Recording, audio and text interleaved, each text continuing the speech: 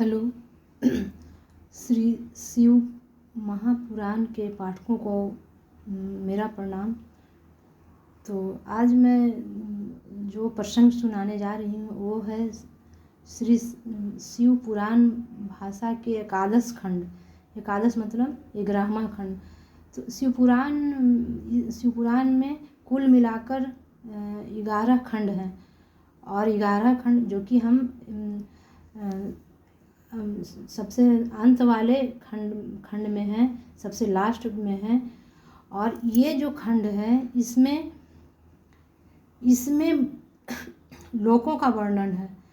कहते हैं कि सबको जिज्ञासा होती है कि ऊपर के लोक कितने लोक हैं, नीचे कितने लोक हैं, ऊपर के लोक को क्या कहते हैं, कौन भगवान का किस लोक में निवास करते हैं, किनका स्थान सबसे ऊपर है, किनका स्थान कौन किसके पास रहते हैं, और नीचे के लोक में कितने लोक हैं, उनका क्या क्या नाम है। तो इस तरह का जिज्ञासा सभी को रहता है, हमको भी जिज्ञासा था।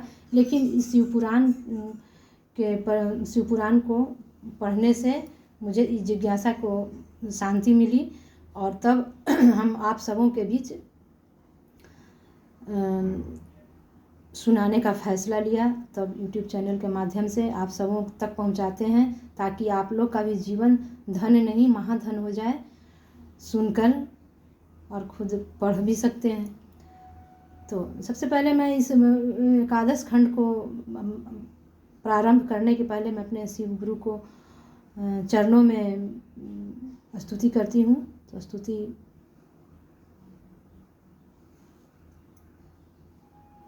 गुरुर्ब्रह्मा गुरुर्विष्णु गुरुर्देवो महेश्वरः गुरुर्साक्षात् परब्रह्म तस्मै श्री गुरवे नमः। जगद्गुरु अयं नमस्तुभ्यं शिवाय शिवदया च जोगीन्द्रा नाम च जोगीन्द्रा गुरु नाम गुरवे नमः। सर्वे मंगल मांगले शिवे सर्वार्थे साधिके शरणे त्र्यंबके गौरी नारायणी नमोस्तुते। तो एकादश खंड के पहले अध्याय में चलिए पढ़ते हैं, सुनते हैं और सुनाते हैं। क्या है? तो ब्रह्मा जी ने कहा, हे नारद, मैंने तुम्हें शिव जी के निर्गुण तथा सगुण दोनों स्वरूपों के चरित्र सुनाए। अस्तु, अब तुम जो और सुनना चाहो मुझे बताओ। इतनी कथा कहकर सूत जी ने कहा, हे शौनकादि ऋषियों, ब्रह्मा जी के मुख से यह वचन सुनकर नारद जी ने हाथ जोड़कर प्रार्थना करते हुए इस प्रकार कहा, हे पिता, आपने अत्यंत कृपा करके मुझे शिव चरित्र सुनाया जिससे मुझे श्रेष्ठ धर्म की प्राप्ति हुई है।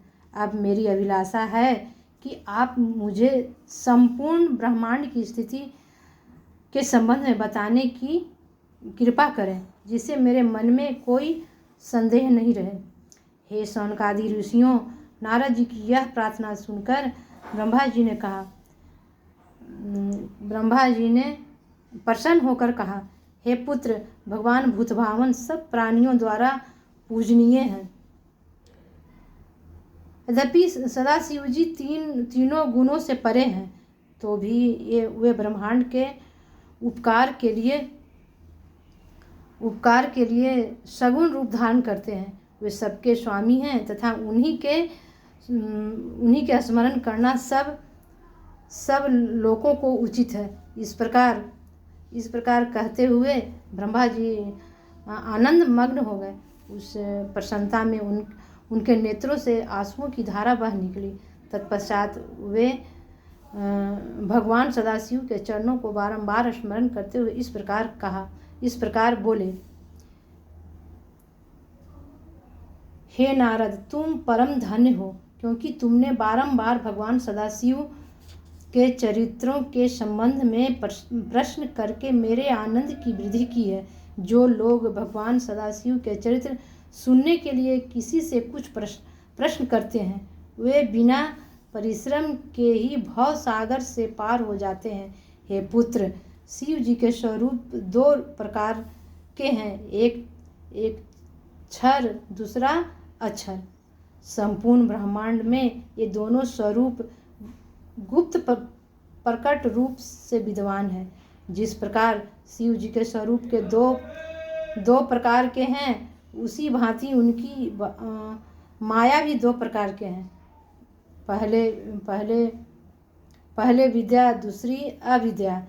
शंकर जी सगुण रूप माया से परे हैं, शरीर रहित तथा परमेश्वर है। सगुण रूप शिव जी की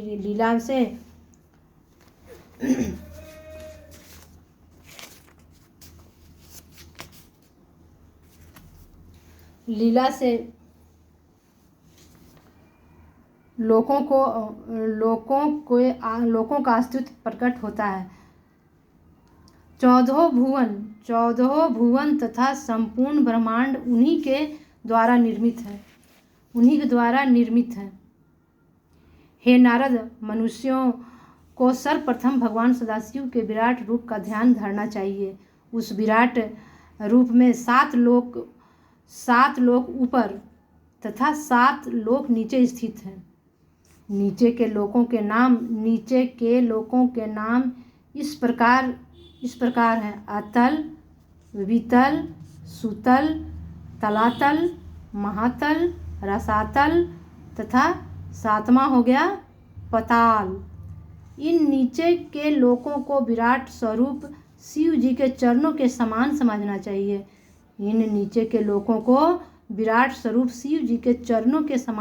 चाहिए। ऊपर के लोकों के नाम इस प्रकार हैं: भूलोक, भुवरलोक, स्वरलोक, महरलोक, जनलोक, तपलोक तथा सत्यलोक। 7वां क्या है? सत्यलोक। इन लोकों को शिव जी के शरीर का ऊपरी भाग समझना चाहिए। इन लोकों को क्या समझना चाहिए? शिव जी के शरीर का ऊपरी भाग समझना चाहिए। उपलोकों की गणना भी इन्हीं भागों में होती है। अब तुम विराट स्वरूप का वर्णन और अधिक विस्तार पूर्वक सुनो। उस विराट स्वरूप का चरण तल पताल, टखना रसातल, पिंडलियां महातल, घुटने तलातल, जांघें सुतल, शरीर का एक भाग वितल, दूसरा भाग अतल तथा राने महातल है। इसी प्रकार ऊपर के लोकों को यूं समझना चाहिए: भूरलोक नाभि, भुवरलोक छाती, स्वरलोक मुख, जनलोक मस्तक, तपलोक सिर, सत्यलोक कंठ तथा महरलोक हृदय है। इस प्रकार सिर से पांव तक 14 लोकों को विराट रूप का अंग समझकर ध्यान धरना उचित है। हे नारद, अब तुम 14 लोकों के विस्तार का वृत्तांत सुनो। यह संपूर्ण ब्रह्मांड 14 लोकों में बटा है। भूतल के 7 खंड हैं। भूतल के 7 खंड हैं। वह एक अयुत योजन लंबा है। जहाँ स्वर्ग लोक से भी अधिक आनंद उपस्थित है, वहाँ के सभी खंड अत्यंत प्रकाशमान तथा सुंदर हैं। वहाँ भोग विलास के लिए परम सुंदरी स्त्रियां असंख्य धन विद्यमान है। वहाँ देवताओं के स्थान रत्नों से जड़ित परम सुंदर है, जिन्हें देखकर विश्वकर्मा को भी लज्जा आती है। वहाँ किसी को दुख, शोक, वृद्धावस्था, मृत्यु, चिंता आदि नहीं होती। रसायन सेवन करने के कारण वहाँ सभी प्राणियों के शरीर अत्यंत तेजस्वी तथा दीप्तिमान रहते हैं। उस स्थान पर बहुधा दैत्य, दानव, सर्प आदि रहते हैं। उस स्थान पर बहुधा दैत्य, दानव, सर्प आदि रहते हैं। वे अपना समय प्रसन्नतापूर्वक व्यतीत करते हैं। महाशिरोमणि के प्रकाश द्वारा वहाँ कहीं अंधेरा नहीं रहता, दिन रात प्रकाश ही फैला रहता है। वहाँ की पुष्प वाटिका में सहस्त्रों प्रकार के छायादार वृक्ष फल फूलों से लदे रहकर हृदय को अत्यंत आनंद प्रदान करते हैं। उन पर बैठे हुए विविध प्रकार के पक्षी अपना मधुर वाणी से सब लोगों का मन वश में कर लेते हैं।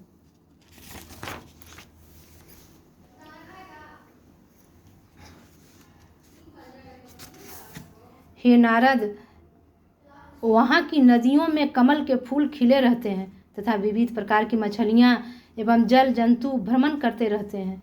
उनके राजा शेषनाग हैं। उनके सम्मुख अप्सराएं सदैव नृत्य किया करती हैं तथा नागों की कन्याएं सेवा में संलग्न रहती हैं। इस प्रकार मैंने संक्षेप में नीचे के 7 खंडों का वर्णन किया। अब तुम प्रत्येक लोक का अलग अलग वर्णन सुनो। तो अब दूसरा अध्याय अब अगले की वीडियो में बनाऊंगी। तो आज की वीडियो यहीं तक।